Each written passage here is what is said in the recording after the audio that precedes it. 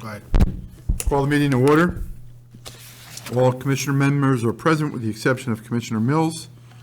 And Chief Wanchu is also here. Chief, open the meeting. Good evening, Mayor and Commissioners. Commissioner Mills did send me an email that she was going to attend tonight, so hopefully she'll be walking in momentarily. This evening, in addition to our normal course of business, we have one person for interview for the position of police officer and 3 potential candidates for the position, promotional position of sergeant. Before we get to those, after the normal business, I'd like to request that we go into executive session for those purposes. I have no communication since our last meeting unless the commission has any. None. Okay, Commissioner Mills is now present. All right, Commissioner Mills, now you have to buy dinner. Last one in buys. Yeah.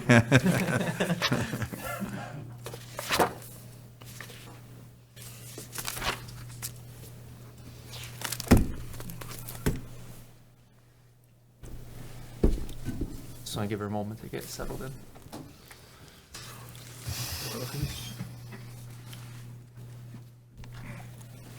So, Chief, we have any order of business other than the interviews? Just a couple items to adjust real quick. I was just giving Commissioner Mills a moment.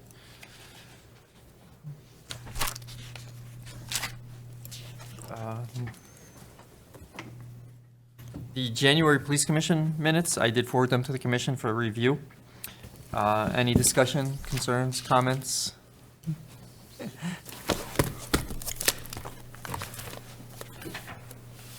Being no discussion or concerns, could I have a motion to accept them as written? Motion? I second.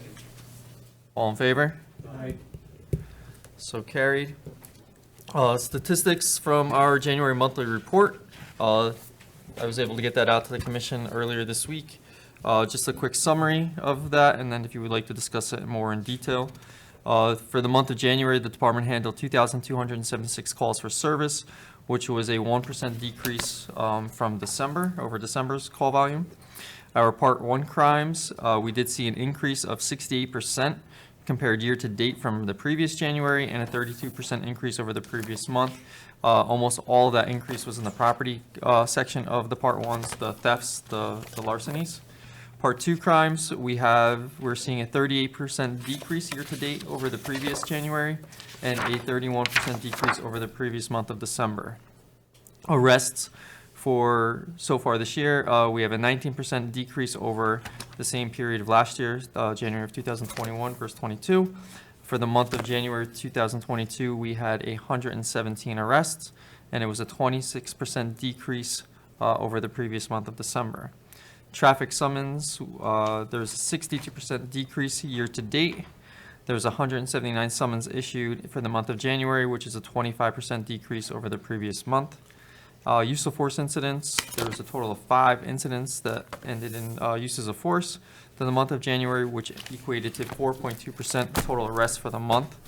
And for the month of January, we had 1 confirmed shots fired case, which was 22 Montgomery Street on January 1st. That's still an ongoing investigation, that no arrests have been made. No arrests have been made pertaining to the shots fired. There was arrests made pertaining to an assault and domestic charges that stemmed from that as well. Would the commission like to discuss the monthly in any further detail? I'm going to pass around just an additional monthly report. This is something that I've been working with our Crime Analysis Center, and it's just a draft, or it's a working draft. I just would like some input from the commission to see if it's something you would like to see on a regular basis, or if it's duplicated information from our own monthly report. Moving forward, just some topics. We're giving the police officer exam April 9th of this year. We'll be giving it both in the English and the Spanish versions to hopefully expand our pool. Applications must be received by March 7th at 12 p.m. To help promote the exam, I have put together a team of my staff to go around and recruit. We have appointments at many of the local colleges throughout the Hudson Valley and into New York City. We are doing few venues throughout the Hudson Valley where we'll set up a recruiting station. We have flyers out throughout our community and a little bit even past our community. We're doing social media ads, radio commercials. I've reached out to many of our community partners, asking for them to help spread the word, and if they have any additional information or ideas for us to better expand our recruiting efforts. We have planned a question and answer session on March 2nd from 5 p.m. to 7 p.m. right here in the council chambers for anyone that wishes to take our exam. We could answer any questions they may have for the process or help them with the application or whatever it may be. We've also partnered with Police Tutorial Services. It's a private entity that does a cram course for people taking the entry-level police exam, to give them some pointers and tips and ideas on how to take the exam and do better on the exam. Due to our continued partnership with them, they've agreed to discount the cost of the course by $100. So anyone taking our exam, instead of $225, it'll be $125. It's a 6-hour course and it's virtual. So wherever anybody is, they could sign up and take that cram course if they so desire.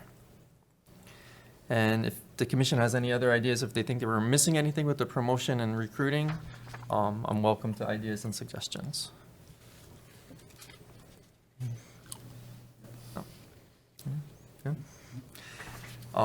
Moving into staffing. As we sit this evening, currently we have 2 vacancies. I currently have 69 sworn personnel and budgeted for 71. And out of those vacancies, I also have 1 additional sergeant vacancy. Out of the current staff that I have, out of the 69, I have 1 on disability, 5 in field training, and I have 3 scheduled to begin the police academy this coming Monday, February 21st. Also under staffing, Sergeant Jennings plans on retiring. I believe his last day is going to be either late March or early April. He does not have a specific date yet. He is still working that out. When he leaves, that will open up another sergeant spot. We have the 5 officers that are in field training. They're progressing. That's Officer Uven, Zagui, Carabello, Harcher, and Rupert.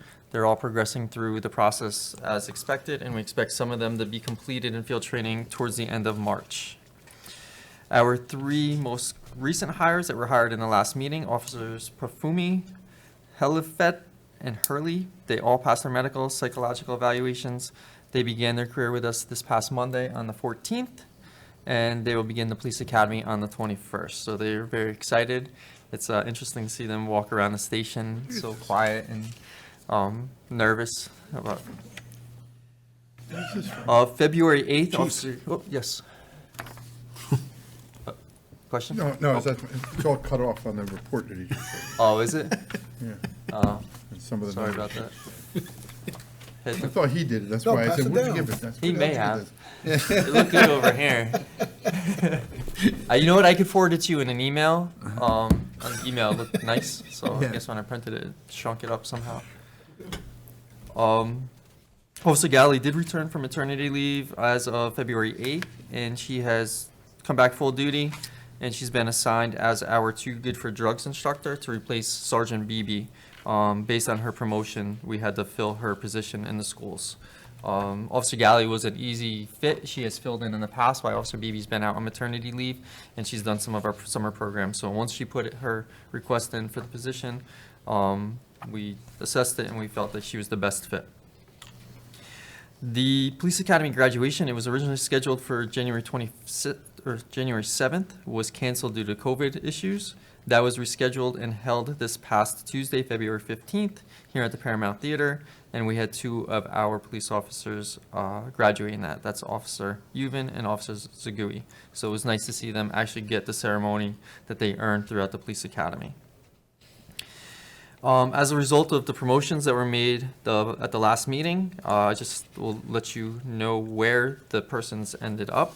Lieutenant Hargett, I appointed to the Bureau Commander of Operations, so he took over Lieutenant Graziano's position as one of my admin lieutenants.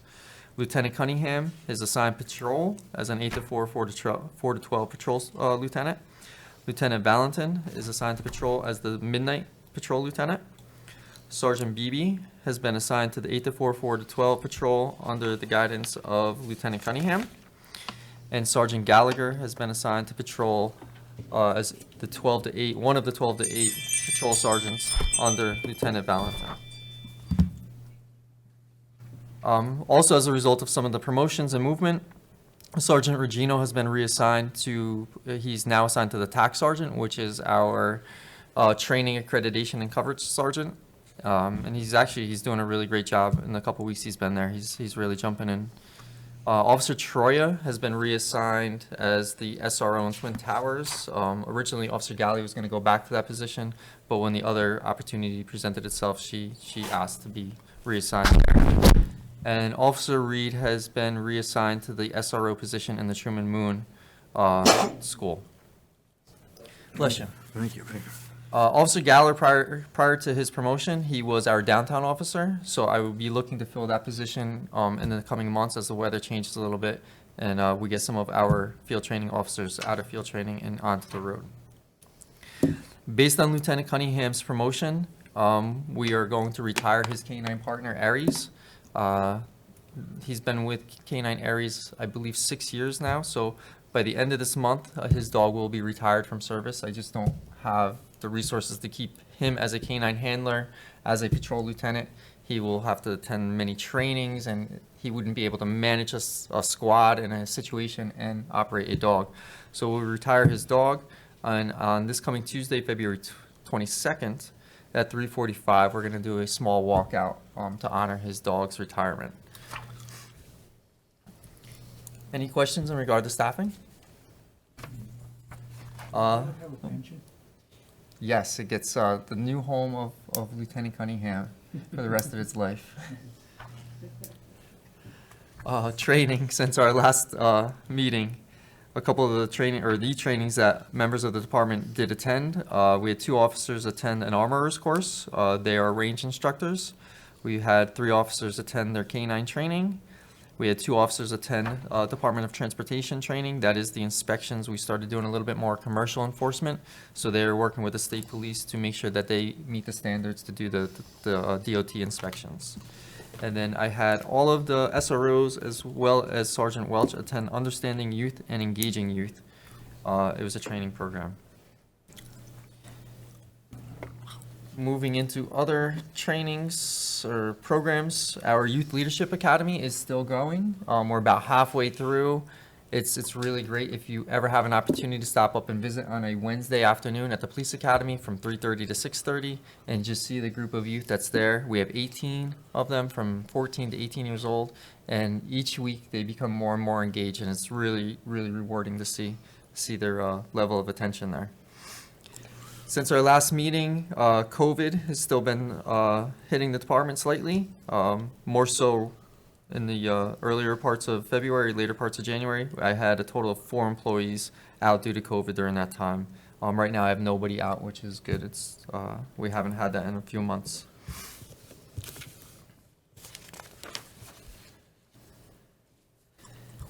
And that is all I have on the regular agenda. The other items I feel would be more appropriate to be discussed in executive session. So unless the commission has anything else they would like to discuss, I'd request that we make a motion to move into executive session. Motion. Second. Second by the mayor. All in favor? Aye. The commission will move into executive session at 4:43 p.m. to discuss personnel matters and to conduct interviews for police officer and promotional interviews for sergeant. All right, Caitlin, you can knock us off the air.